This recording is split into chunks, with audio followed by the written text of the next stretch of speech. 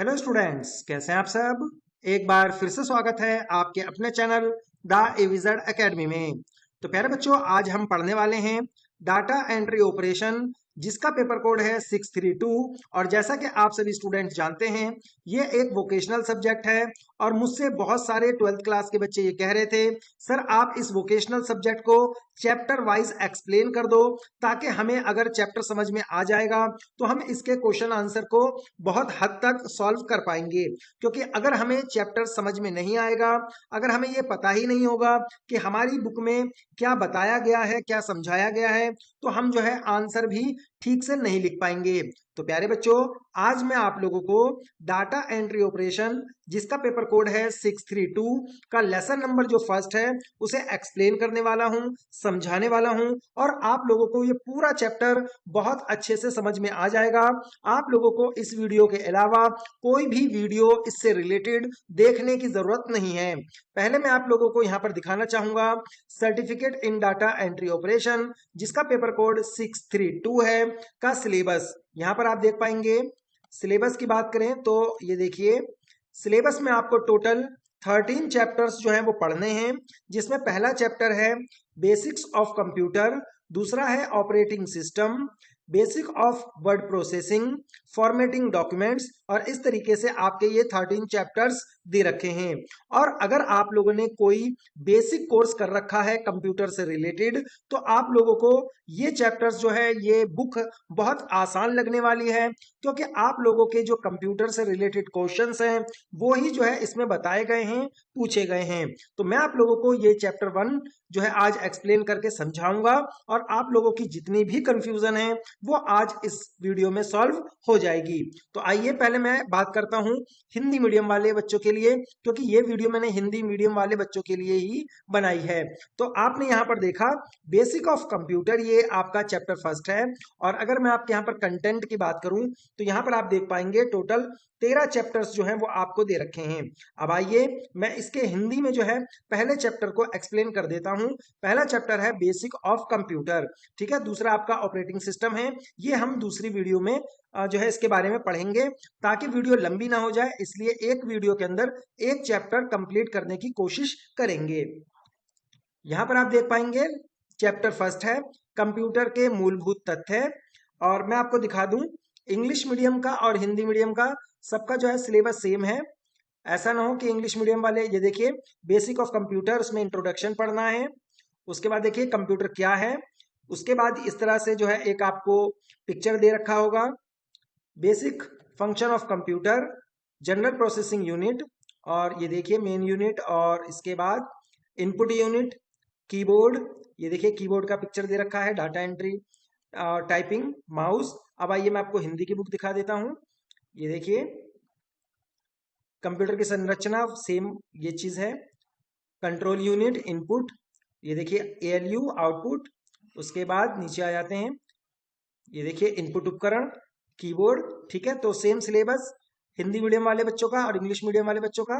तो जिन बच्चों ने हिंदी मीडियम में ले रखा है डाटा एंट्री ऑपरेशन, तो वो बच्चे परेशान ना हो, इस वीडियो को देखकर अपना लेसन 1 कंप्लीट कर लें। तो आइए स्टार्ट कर लेते हैं बिना किसी देरी के। तो प्यारे बच्चों, लेसन 1 के अंदर आज हम पढ़ेंगे कि एक कंप्लीट कंप्यूटर बनाने के लिए आपको किन किन चीजों की जरूरत पड़ती है, कौन कौन से डिवाइस की जरूरत पड़ती है, कौन से सॉफ्टवेयर की जरूरत पड़ती है, और इसका उद्देश्य क्या है। और आप लोगों को चैप्टर 1 के अंदर जो है किन किन बातों का जो है ध्यान रखना है, और क्या क्या चीजें आपको आनी चाहिए। प्यारे बच्चों, आप लोगों को सबसे पहले ये पता होना चाहिए, कंप्यूटर में दो चीजें सबसे ज्यादा इंपॉर्टेंट होती है। पहला तो होता है आपका हार्डवेयर, और दूसरा होता है आपका सॉफ्टवेयर। प्यारे बच्चों, हार्डवेयर किसे कहते हैं? जैसे आपका कीबोर्ड है, मॉनिटर है, माउस है ना। तो जो भी आप लोगों के ऐसे डिवाइस जिसे आप छू सकते हो, कीबोर्ड को आप छू सकते हो, आपका क्या है? हार्डवेयर है। मॉनिटर, उसे आप छू सकते हो, आपका हार्डवेयर है। माउस, उसे आप छू सकते हो, वो क्या है आपका? वो भी आपका हार्डवेयर है। तो कंप्यूटर का वह पार्ट्स जिसे आप टच कर सकते हो, फील कर सकते हो, उसे आप जो है कंप्यूटर हार्डवेयर के अंतर्गत रखेंगे। और कंप्यूटर सॉफ्टवेयर क्या है? जिस सॉफ्टवेयर की मदद से मैं अभी आपको पढ़ा रहा हूं, ठीक है, इसे आप क्या है? टच नहीं कर सकते, छू नहीं सकते। तो आप इसे छू तो सकते नहीं हैं, लेकिन आप इसे यूज जरूर कर सकते हैं। प्यारे बच्चों, आप हार्डवेयर और सॉफ्टवेयर को ऐसे समझें कि हार्डवेयर आप लोगों का शरीर है, ठीक है, और जो है आपका जो सॉफ्टवेयर है वो आपकी आत्मा है। आत्मा के बगैर जो है शरीर बेकार है, और जो है शरीर के बगैर जो है आपकी आत्मा बेकार है। आपके पास शरीर है लेकिन आत्मा नहीं है, तो ये समझ ले आपका शरीर बेकार हो जाएगा, और केवल आत्मा ही आत्मा है और शरीर नहीं है, तो आप इधर उधर भटकते रहेंगे। तो प्यारे बच्चों, कंप्यूटर एक कंप्लीट कंप्यूटर तभी कहलाएगा जब उसके अंदर कीबोर्ड हो, मॉनिटर हो, माउस हो, सभी चीजें होनी चाहिए, और साथ ही साथ उसमें एक सॉफ्टवेयर भी होना चाहिए ताकि हम उसे यूज कर सकें। बिना सॉफ्टवेयर के कंप्यूटर हम यूज भी नहीं कर पाएंगे। इसलिए प्यारे बच्चों, ये जितने भी जो आपके पार्ट्स दे रखे हैं, इनको हम अलग अलग कैटेगरी में डिवाइड करते हैं। यानी कि मॉनिटर जो है वो इनपुट डिवाइस है या फिर आउटपुट डिवाइस, इसके बारे में पढ़ेंगे। कीबोर्ड इनपुट डिवाइस है या फिर आउटपुट डिवाइस, इसके बारे में पढ़ेंगे। उसी तरीके से कंप्यूटर के अंदर जितने भी इस्तेमाल किए जाने वाले डिवाइस हैं, उनको अलग अलग कैटेगरी में डालेंगे, उनके बारे में विस्तार से पढ़ेंगे कि किसका क्या यूज है। उसी प्रकार से सॉफ्टवेयर के बारे में जानेंगे कि सॉफ्टवेयर क्या होता है, कितने प्रकार का होता है, उसे किस तरीके से इस्तेमाल किया जाता है। आज इस चैप्टर में हम यही पढ़ने वाले हैं। तो पूरा परिचय जो है इसके अंदर यही था कि आप इस चैप्टर में क्या पढ़ने वाले हैं, वो आपको परिचय में दे रखा है, यानी कि इंट्रोडक्शन में दे रखा है। इसका उद्देश्य क्या है, ये चैप्टर आप क्यों पढ़ रहे हैं? तो प्यारे बच्चों, जैसा कि मैंने आपको बताया कि आपको इस चैप्टर को पढ़ने के बाद कंप्यूटर कैसे बनता है, उसकी मूलभूत संरचना कैसे होती है, कैसे वो काम करता है, कैसे उसके पार्ट्स काम करते हैं, कौन सा पार्ट्स कौन सी कैटेगरी में डिवाइड किया गया है, किस पार्ट्स की क्या जो है इस्तेमाल है, कौन से पार्ट्स को हम क्यों इस्तेमाल करते हैं, ठीक है, वो सब कुछ हम इस चैप्टर में पढ़ेंगे। इनपुट डिवाइस क्या होता है, आउटपुट डिवाइस क्या होता है, सॉफ्टवेयर कितने प्रकार के होते हैं, सिस्टम सॉफ्टवेयर क्या है, एप्लीकेशन सॉफ्टवेयर क्या है, उसके बीच में अंतर क्या होता है, कंप्यूटर कौन सी भाषा समझता है, उसका आविष्कार कब हुआ था, और जो है किस उद्देश्य से इसका आविष्कार किया गया था, ये सब कुछ हम इस चैप्टर में पढ़ने वाले हैं। प्यारे बच्चों, यहाँ पर आप टॉपिक 1 देखेंगे, कंप्यूटर क्या है। तो कंप्यूटर एक इलेक्ट्रॉनिक डिवाइस है जो कि हमसे डाटा एक्सेप्ट करता है और हमें जानकारी प्रदान कर देता है। प्यारे बच्चों, हमसे कंप्यूटर जो है क्या करेगा, डाटा को एक्सेप्ट करता है और उसको जो है प्रोसेस करने के बाद हमें जानकारी बनाकर दे देगा। और इसका यूज जो है हम बहुत तरह से अलग अलग क्षेत्रों में करते हैं। और यहाँ पर आप देख पाएंगे कि एक्सेप्ट करता है क्या, डाटा एक्सेप्ट करेगा, उसको प्रोसेस करेगा और उसको जो है बाद में हमें क्या है प्रोवाइड करवा देगा इंफॉर्मेशन बनाने के बाद। इसी चीज को यहाँ पर हमने देखिए चित्र के माध्यम से समझा रखा है कि डाटा पहले यूजर क्या करेगा, कुछ भी टाइप करेगा। आप यूजर जो टाइप करेगा, यानी कि आप जो टाइप करेंगे वो कंप्यूटर के सीपीयू में जाता है, और वो क्या है कंट्रोल यूनिट पे जाने के बाद कंट्रोल यूनिट उसे मेमोरी यूनिट के पास भेज देता है। मेमोरी यूनिट उसे चेक करेगा कि जो आपने डाटा दिया है वो सही दिया है या फिर गलत। मेमोरी यूनिट चेक करने के बाद वो वापस कंट्रोल यूनिट को दे देगा, और control unit arithmetic logical unit यानी कि एएलयू को वो डाटा प्रोवाइड करवाएगा, और एएलयू जो है उसको अपने हिसाब से एडजस्ट करने के बाद दोबारा कंट्रोल यूनिट को दे देता है, और कंट्रोल यूनिट उसे आउटपुट बनाकर दोबारा से हमें प्रोवाइड करवा देता है। तो इनपुट हम डालते हैं, आउटपुट हमें मिल जाता है, लेकिन इसके बीच में ये काम भी कंप्यूटर करता है, और ये काम इतनी तेजी से हो रहा होता है कि हमें पता भी नहीं चलता कि जो है कंप्यूटर ने इतने सारे काम जो है वो सीपीयू के अंदर कर दिए हैं। तो कंप्यूटर के अंदर जो है ये चीजें जो है वो चलती रहती हैं। तो प्यारे बच्चों, अब आप समझ में आ गया होगा कि भाई इनपुट क्या है। तो इनपुट जो आप डाटा जो आप टाइप करते हो वो किसकी मदद से करते हो, कीबोर्ड की मदद से। यानी कि कंप्यूटर के अंदर डाटा जिस भी डिवाइस के माध्यम से डाला जाता है वो इनपुट यूनिट कहलाता है, इनपुट डिवाइस कहलाता है। और वह डाटा जिसकी मदद से आप जो है डाटा को टाइप करते हो, वह डिवाइस जिसके मदद से आप वो चीज देखते हो, तो वो क्या कहलाता है, आउटपुट कहलाता है।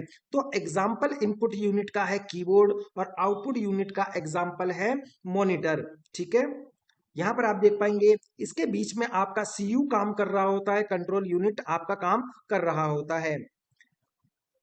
यहाँ पर देखिए प्रश्न पूछे गए हैं कि ALU, CU और CPU को परिभाषित करें। ALU यानी कि अर्थमेटिक लॉजिकल यूनिट, CU यानी कि कंट्रोल यूनिट और CPU यानी कि सेंट्रल प्रोसेसिंग यूनिट को परिभाषित कर दिया गया है और इसके बारे में आप दो दो लाइनें लिख सकते हैं। प्यारे बच्चों, अगर आप लोगों को इन सभी क्वेश्चंस के आंसर चाहिए तो आप मुझे मेरे व्हाट्सएप नंबर 7678696142 पर व्हाट्सएप कर सकते हैं। यहाँ पर देखिए परिधीय उपकरण यानी कि पेरिफेरल डिवाइस, वह कोई भी डिवाइस जिसे आप जो है अपने काम में लाते हैं, जिसे आप छू सकते हैं, कंप्यूटर के लिए यूज करते हैं, वो आपका पेरिफेरल डिवाइस कहलाता है। एग्जाम्पल के तौर पर कीबोर्ड एक पेरिफेरल डिवाइस है, मॉनिटर एक पेरिफेरल डिवाइस है, माउस वो भी आपका पेरिफेरल डिवाइस है। यानी कि वह कोई भी डिवाइस जो कंप्यूटर के साथ कनेक्ट है, कंप्यूटर के लिए इस्तेमाल किया जा रहा है, जिसे आप यूज कर रहे हैं, वो आपका पेरिफेरल डिवाइस कहलाता है। यानी कि कंप्यूटर से जुड़े हुए इंटरनल और एक्सटर्नल पार्ट को पेरिफेरल डिवाइस कहा जाता है। ये देखिए जैसे monitor, keyboard, disk drive, mouse, ये सभी आपके क्या हैं, पेरिफेरल डिवाइस हैं। और जो इसके अंदर लगे हुए हैं यानी कि हार्ड डिस्क, रैम, प्रोसेसर, वो भी आपके क्या हैं, पेरिफेरल डिवाइस हैं। तो प्यारे बच्चों, आपको मैंने बताया कि कंप्यूटर के अंदर वह डिवाइस जो डाटा डालने का काम करता है उसे इनपुट डिवाइस कहते हैं। कीबोर्ड की मदद से आप कंप्यूटर के अंदर डाटा डालते हैं तो इनपुट डिवाइस है। माउस की मदद से जो है, ये देखिए मैं इसे मूव कर रहा हूं, यानी कि बाहर की चीज हम अंदर की तरफ डाल रहे हैं, तो वो भी आपका क्या कहलाएगा, इनपुट डिवाइस कहलाएगा। यानी कि माउस भी आपका इनपुट डिवाइस है। Light pen, optical scanner, touch screen, ध्वनि के लिए माइक्रोफोन, ट्रैक बॉल, ये सारे के सारे एग्जाम्पल दे रखे हैं। आपको कम से कम 5 इनपुट डिवाइस के नाम जरूर याद होने चाहिए, पेपर में जरूर पूछा जाता है। कीबोर्ड, यहाँ पर देखिए एक इनपुट डिवाइस है और जो नॉर्मल कीबोर्ड होता है उसके अंदर लगभग जो है 104 बटन दे रखे होते हैं। प्यारे बच्चों, आमतौर पर ये स्टैंडर्ड कीबोर्ड यानी कि क्वालिटी कीबोर्ड ही उपयोग किया जाता है और ज्यादातर जो है स्टैंडर्ड कीबोर्ड का ही प्रचलन है। वैसे ये जो कीबोर्ड है वो 3 प्रकार के आजकल मार्केट में उपलब्ध हैं। एक तो ये स्टैंडर्ड कीबोर्ड है यानी कि क्वालिटी कीबोर्ड है, दूसरा मल्टीमीडिया कीबोर्ड है और तीसरा लेजर कीबोर्ड है, जिसके माध्यम से आप जो है बैटरी लगाकर बिना वायर वाले उस कीबोर्ड को यूज कर पाते हैं। तो अभी आपके सिलेबस में ओनली क्वालिटी कीबोर्ड के बारे में ही दे रखा है, तो आप केवल इतना ही पढ़ लें।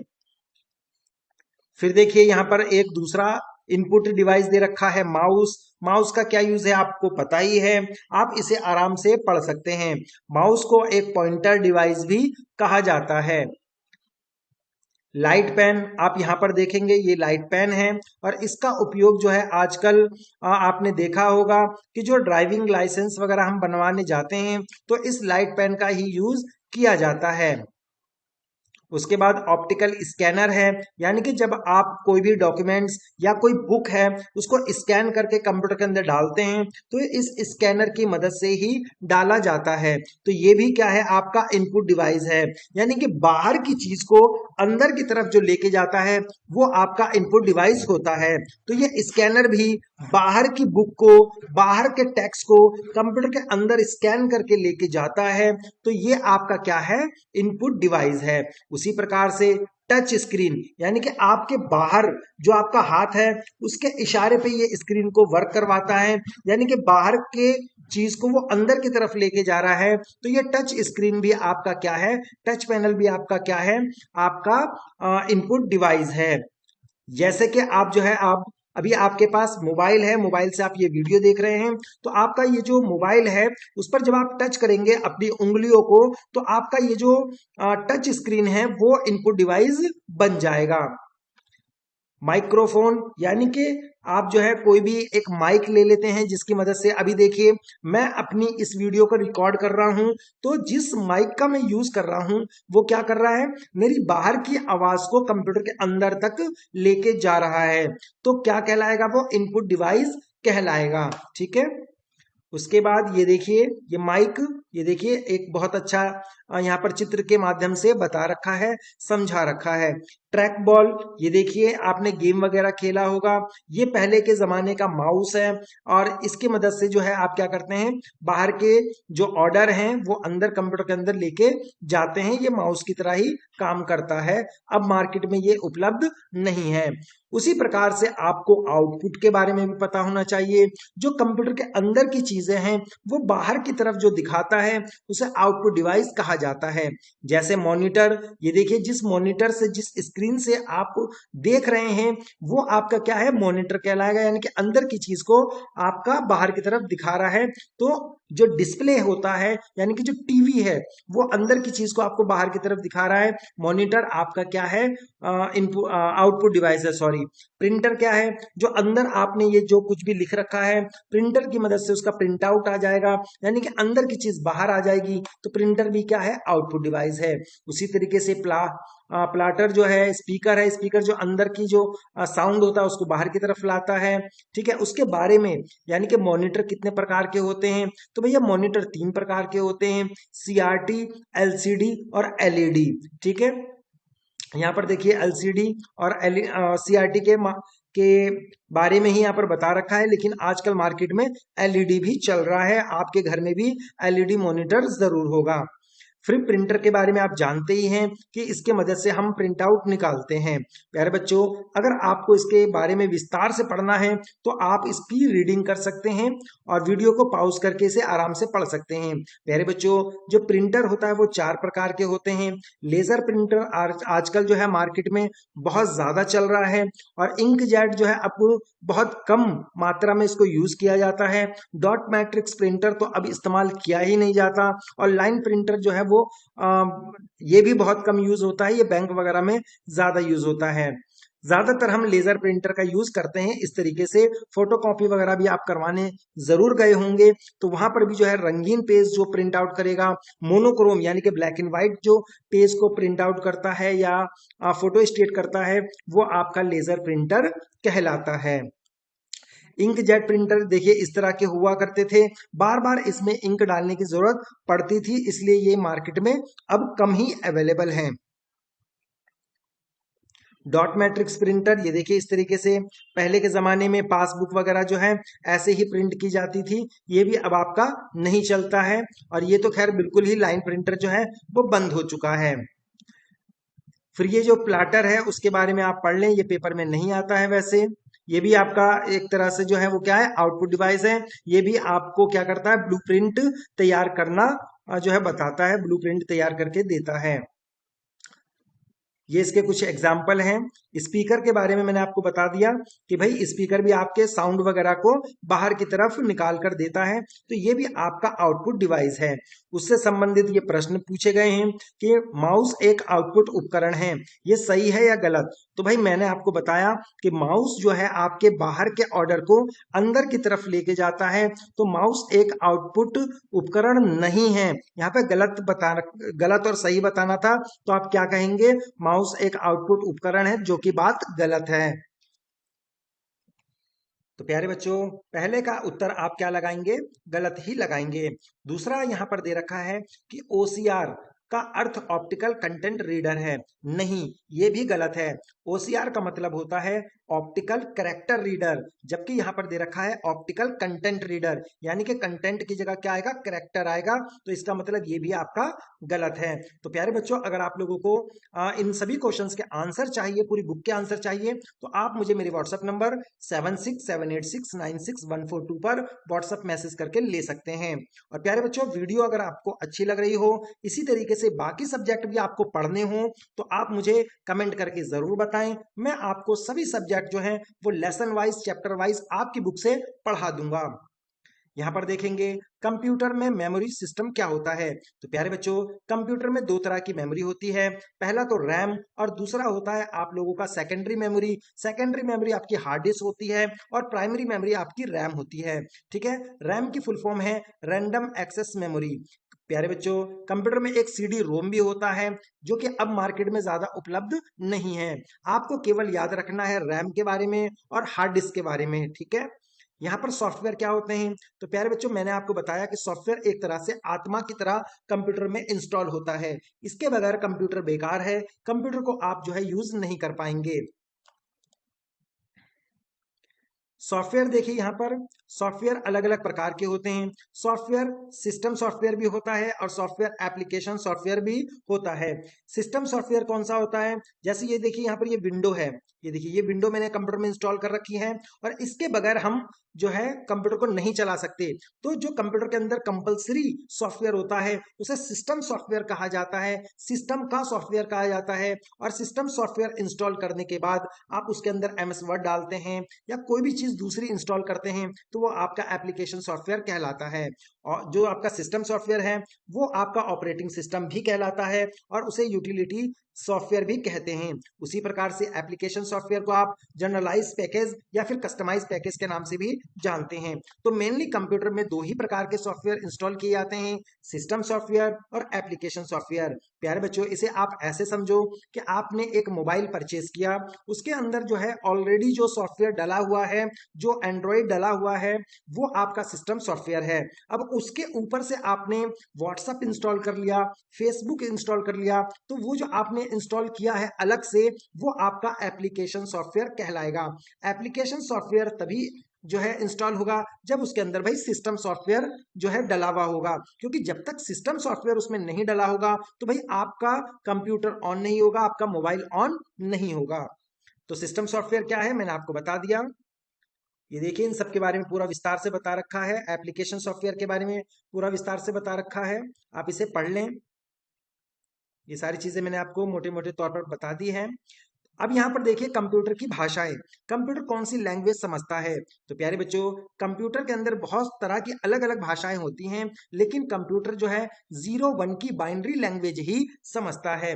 कंप्यूटर की लैंग्वेज की बात करें तो लो लेवल लैंग्वेज होती है, मशीनरी लैंग्वेज होती है, जैसे कि मैंने अभी आपको बताया 0 1 की भाषा ही वो समझता है। इसे बाइनरी लैंग्वेज भी कहा जाता है। यहाँ पर देखिए बाइनरी लैंग्वेज भी कहते हैं और कंप्यूटर यही भाषा जो है वो समझता है। ठीक है, यहाँ पर आप देख पाएंगे एक होता है आपका असेंबली लैंग्वेज, ठीक है, हाई लेवल लैंग्वेज और basic language, COBOL, photon, C++। ये आजकल जो है मॉडर्न लैंग्वेज है जो हम कोडिंग करते हैं, प्रोग्रामिंग करते हैं और कोई भी ऐप है, कोई भी आपका वेबसाइट है, इसी की मदद से आजकल हम बनाते हैं। तो प्यारे बच्चों, आप लोगों को कम से कम इन सभी लैंग्वेजों के नाम याद कर लेने हैं। अगर आपसे कंप्यूटर पेपर में ये पूछा जाए कि भाई इनमें से कौन सा कंप्यूटर लैंग्वेज नहीं है, तो भाई आप लोगों को ये पता होने चाहिए कि कंप्यूटर लैंग्वेज कौन सा होता है, तभी आप उसमें से नहीं वाला ढूंढ पाएंगे। ठीक है, तो आप ये सभी लैंग्वेज जो है बेसिक, कोबोल, फोटोन, C++, जावा, जावास्क्रिप्ट, ये सारे लैंग्वेज जो है आप याद कर लें। उसके बाद आता है कंपाइलर और असेंबलर किसे कहते हैं? तो कंपाइलर और जो असेंबलर है वो लैंग्वेज ट्रांसलेटर है और ये क्या करते हैं? ये लैंग्वेज को ट्रांसलेट करने का काम करते हैं।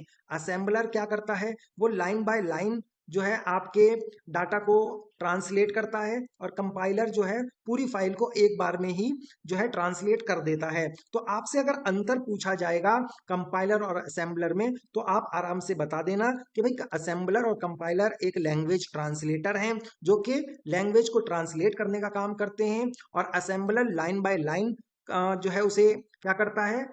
ट्रांसलेट करता है और कंपाइलर पूरी फाइल को एक बार में ही कर देता है। ये देखिए किस तरीके से ये काम करता है उसके बारे में यहाँ पर विस्तार से बता रखा है। तो प्यारे बच्चों, ये पूरा का पूरा जो चैप्टर था वो खत्म हो चुका है, आप देख पाएंगे। ये देखिए पूरा चैप्टर खत्म हो चुका है और इसी तरीके से मैं आपको चैप्टर 2 जो है वो पढ़ा दूंगा ताकि आप कम टाइम में अपना सिलेबस कंप्लीट कर पाए। ये देखिए आज हमने बेसिक ये वाला, ये मैं आपको दिखाता हूँ, बेसिक ऑफ कंप्यूटर ये पूरा हमने पढ़ लिया है और कल जो है हम दूसरा चैप्टर पढ़ेंगे। यहां पर दिखाता हूं, दूसरा चैप्टर है आपका ऑपरेटिंग सिस्टम और ऑपरेटिंग सिस्टम के अंदर कल हम ये सारे पॉइंट्स पढ़ने वाले हैं। उसी प्रकार से मैं आपके ये जितने भी 13 चैप्टर्स हैं वो सब कुछ एक्सप्लेन। मेरे बच्चों, वीडियो अगर आपको पसंद आई है तो वीडियो को लाइक करें, शेयर करें और अगर आपको किसी भी चैप्टर में अगर डर लग रहा है, कोई सा भी वो सब्जेक्ट क्यों ना हो, तो आप मुझे कमेंट करके ज़रूर बताएं। चाहे वो फिजिक्स है, केमिस्ट्री है, मैथ्स है, पेंटिंग है, जियोग्राफी है, इंग्लिश है, हिंदी है, ठीक है, कोई भी सब्जेक्ट आपका क्यों ना हो, आप मुझे कमेंट करके बताएं, मैं लेसन वाइज उसको आपके सामने एक्सप्लेन कर दूंगा।